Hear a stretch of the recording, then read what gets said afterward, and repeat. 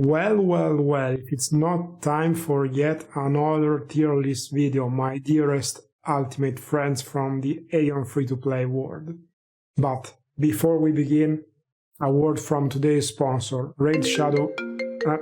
I'm sorry, what? Let me pick this up. Pronto? Hola Diego, ¿cómo estás? No. Slow down, talk in English, please. I told them I was gonna get the ultimate form by the end of the month. What do you mean they don't sponsor people without ultimate form? What about the VPN thing, NordVPN? What? They don't sponsor me at all? Jesus Christ, Diego, you had one job.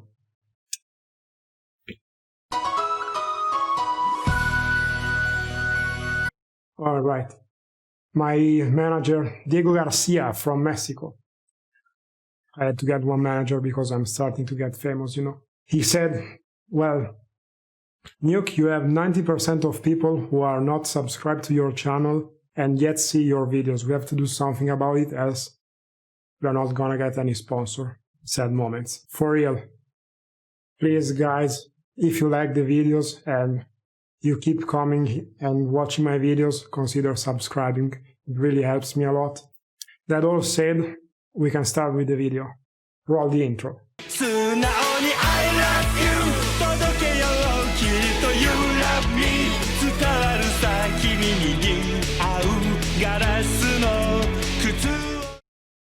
For the first time in a lot of patches, I feel like there is no real tier C class. Though, as you will see in a second, there are some classes in tier B which barely make it to that level. So why is there no tier C class? Well, it seems like to me that even if this patch is not balanced at all, the game has reached a point of chaos with all those random races, where most classes in the lower tiers could potentially all be tier C, with a series of unlucky misses, slips or stuns. Speaking of random things, I guess I should tell you about the general rules I followed to make this tier list. The conditions I've considered are, as usual, not easy to obtain in-game, but I have to set an even ground for all classes to evaluate them. Anyway, this tier list will mainly focus on duel situations, and I will talk about characters that have ultimate form, plus 10 runes or something like that, and good stats on glyphs and golden stigmas. Plus, of course, the Vanion skills upgraded. Anyway, I'm happy to say that I feel like the Sorcerer is finally no longer the worst class in the game when it comes to PvP. The Sorcerer has gotten some minor adjustments, mainly to a few damage skills and to Boon of Iron. But overall I believe that what makes the Sorcerer okay to play in this meta is that you can just use your Silence Penetration rune along with your extra damage ones, maybe equip a defensive glyph against the class you are facing and you are good to go. For example, one of the biggest problems of the class was its inability of reacting to strong stuns and stumble. Now the Sorcerer can at least rely on a couple of glyphs to reduce those controls. Yes, these glyphs may not land, however, the Sorcerer still has a good set of big damage skills and a pretty solid cover silence rotation. We have seen in our recent tournament what a good Sorcerer is capable of doing. So overall, even if just by a tiny bit, I would place this Sorcerer as tier B. The next class I placed in tier B is the Chanter, which I think is still very solid and tanky, though as I said in previous tier lists, it seems not to outshine other characters in all of its roles. The Chanter needs a good set of runes to work. I especially think of the healing rune, which is crucial to have as a defensive Chanter. But also the CC runes need to be carefully planned to overcome the glyphs the enemy could use. The Chanter is still very good when it comes to long fights, as it still can count on its double remove shock, self-dispel and good stumble combos. However, for some reason it still lacks big burst damage skills. I would say mainly because NCSoft needs to leave a weakness for the class. Quite unluckily in this patch, the wall classes are based on burst damage, and this is always something which will be a disadvantage for the Chanter. which ultimately has to face tank a lot of damage before achieving the same results of classes that are higher in the tier list. The Ranger may be a weird pick to some, and it's probably a class which goes up to tier A in certain situations. However, I believe that what gives troubles to the Ranger is that for each single possible strategy they could come out with, a glyph can randomly counter it. Yes, you may say that this works for all classes, and while it's probably true, just think of a failed knockback or a blind by a Ranger. If that does not land, the Ranger has to just go for pure burst damage, which I think can only be achieved while using the mouth form. On top of that, the Ranger's damage has straight up been nerfed after Sharpen's arrow values have been reduced. This leads to other classes being able to sustain the Ranger's damage, and I think the main abilities which still make this class annoying are his Shackling Arrow and Silence Arrow in all of its variations. On the positive side, I have to say the Ranger can count on his usual evades and resists, which are very good against classes higher in the tier list. But for some reason I still think the Gunner just makes a better job compared to the Ranger when it comes to this role, but we will talk about the class later. As I was saying, in the case of Ranger, I think the AT has one main problem which is quite similar to that class. It tends to shine only when its DP is up. We all have seen insane damage screens by Aethertex, though it seems like to me that the class has become a cheap one, so to say. Don't get me mistaken, the AT can count on a lot of useful defensive buffs and has some nice bar skills. However, it has 0 RCC and seems to benefit only from a set of damage-oriented runes. You may think this is an advantage, but I believe it makes the AT the same good old tanky class, just with a new RNG-based explosion of damage when those runes pop and the DP is used. On the defensive side, the AT can still count on a set of random resists to several statuses, but with the addition of CC-specific runes, pretty much all classes can potentially bypass some of those defenses. Overall, the AT still suffers from its low popularity and the feeling of clunkiness, which in the end allows this class only to reach tier B.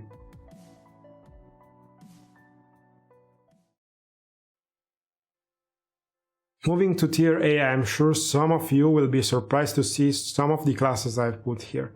I think the most obvious one is the SM, so I will start from that. Now let me say it loud and clear, if you go against an SM thinking it is a weak class on this patch, you will have a bad surprise.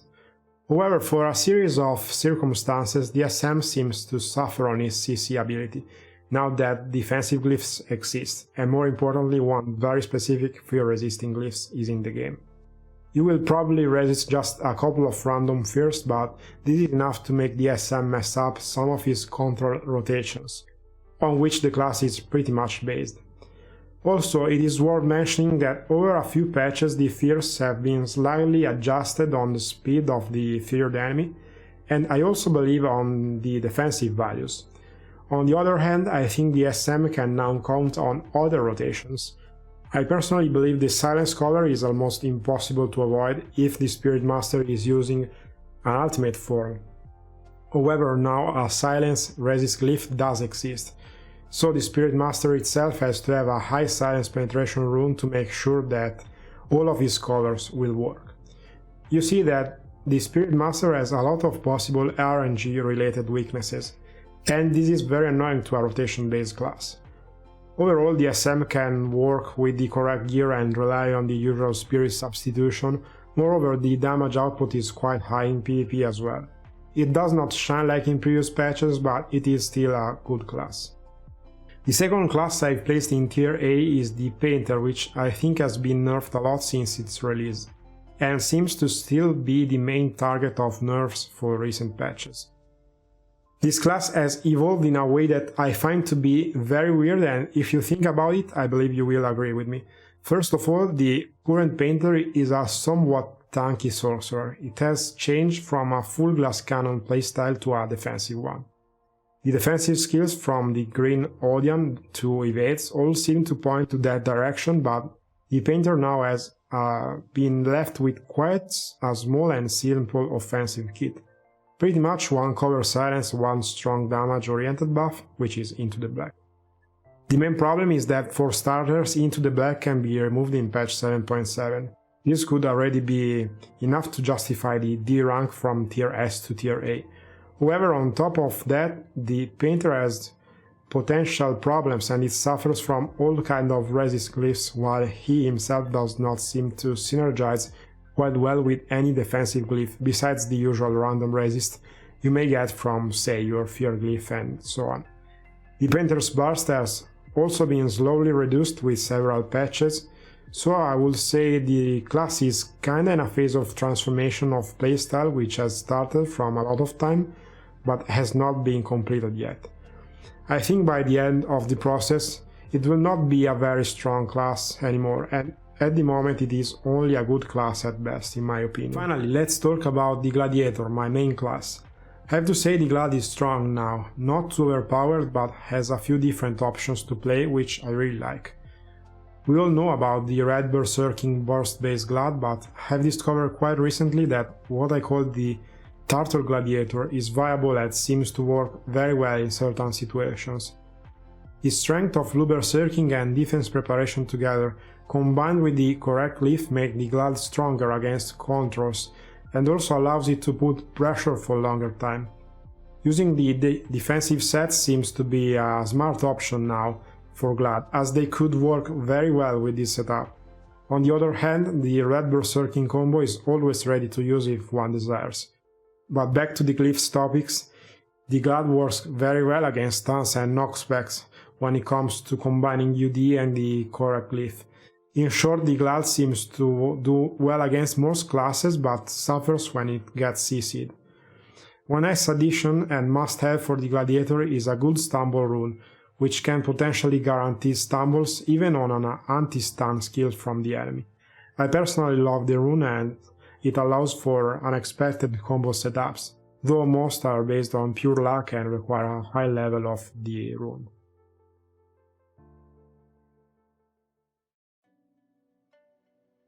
I must confess that I initially thought of placing the Gunner down in tier A, so I will start from that class. First of all, I believe the Gunner is the lowest class in tier S, but for some weird reason it is also very strong at the same time. If anything, I believe that the Gunner is now somewhat of a glass cannon, though it still has strong defensive skills which contribute to its survivability. The Gunner is among the best burst classes, if not the single best burst class in the game. However, it still suffers on the control side. It seems to be conditioned by the presence of glyphs, I believe. Let me explain what I mean. To keep on playing as a full damage class, most gunners just go for damage runes. I think it makes sense in the gunner's mind.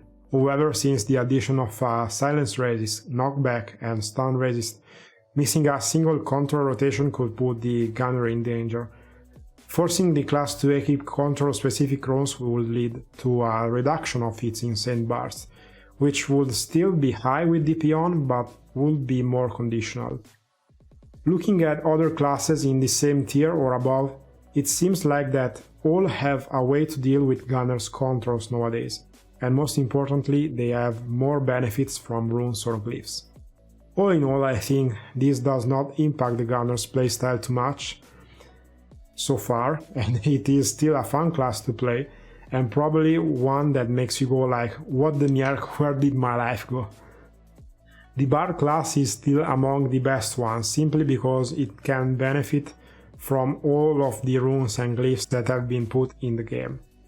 First of all, the healing rune makes the Bard borderline OP in terms of raw healing, but on top of that, the Bard can equip another defensive tool by choosing the correct glyph for the situation. This cannot be said for the Bard's enemy, as resisting one sleep or paralyze is simply not enough to counter the Bard. Even if we were to remove all of its controls, the Bard has among the most insane bursts of the patch, and the most shocking thing to me is that it does not even rely on any conditional skill to output high damage, it just does. Therefore, the class is generous in allowing for some mistakes, both because of its strong controls and healing. Moreover, it does not seem like future patches aim at reducing any of the points above. Now, all of that does not necessarily mean that the bard is very easy to use. It is not a very easy class. However, since the Parallels combo comeback, combined with the use of an ultimate form, it seems very difficult to avoid certain standard rotations. As we will see, I believe that only the Assassin has the correct tools to face this class, probably together with the next class that I'm going to talk about, which is the Cleric. The Cleric is just a tiny fraction below tier S+, or quite honestly is probably up there. The class has the best defensive kit in the game for obvious reason, you would say, but its defensive ability greatly benefits from using the correct glyph, just like in the Bard's case. This simply allows the Cleric to escape from certain combo setup which involve cover silence, stuns or controls. Combining that with a quick defensive set swap makes the class almost impossible to kill. The healing rune is also very strong on Cleric, as you may guess. So you may wonder, is that all it takes for the Cleric to reach tier S or even above? As you have seen, the main problem, which I think will be slightly nerfed in future patches, is the insane burst. Since the addition of golden stigmas, the Cleric started to deal among the highest bursts in the game. The con-lightning cast simply leads to inevitable death for most cases. As a final note, I already said that in the past, but the cover blind combo is just unconditional if no resist happens, which is still a very strong tool for the Cleric against physical opponents. The last class I put up here in tier S has surprised me very much lately, and it is the Templar. I hate to say it, but I called it some videos ago when I said that the Templar for some reason starts to get OP when new gear gets introduced and stats start to go high and high. I believe this has something to do with the Templar scaling, especially on the defensive side, but still it seems like the Templar has gotten a great benefit from the addition of pretty much all of the new items, and its damage is unexpectedly high. The pool combo is almost back to a few years ago when it used to one-shot some classes, but I also think that the main strength of the Templar is its ability to keep up with the burst, which is something that counters the current meta very well if you think about it.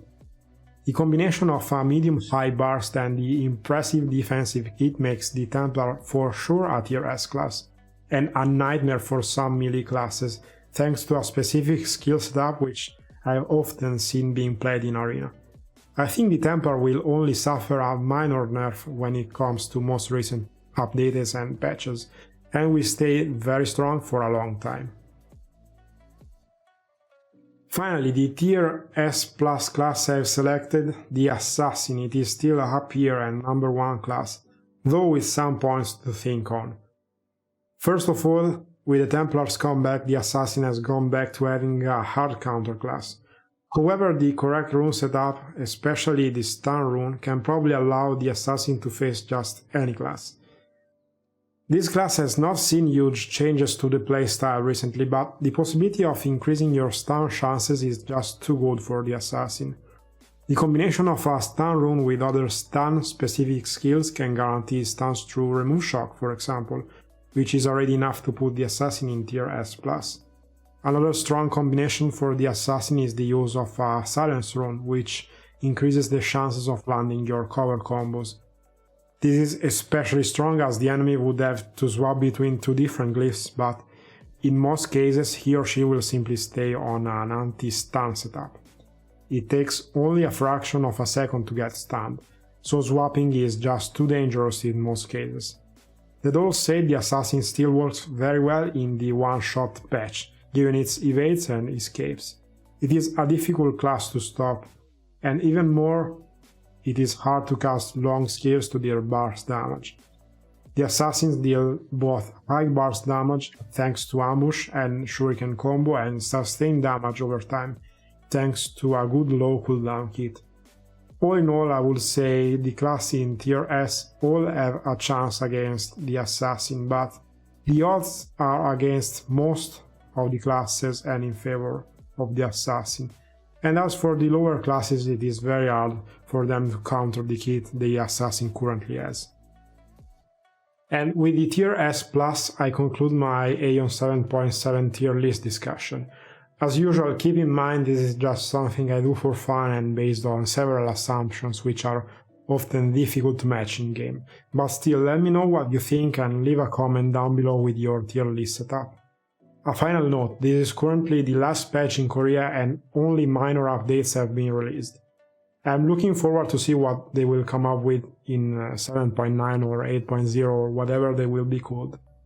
Until then we will have to wait.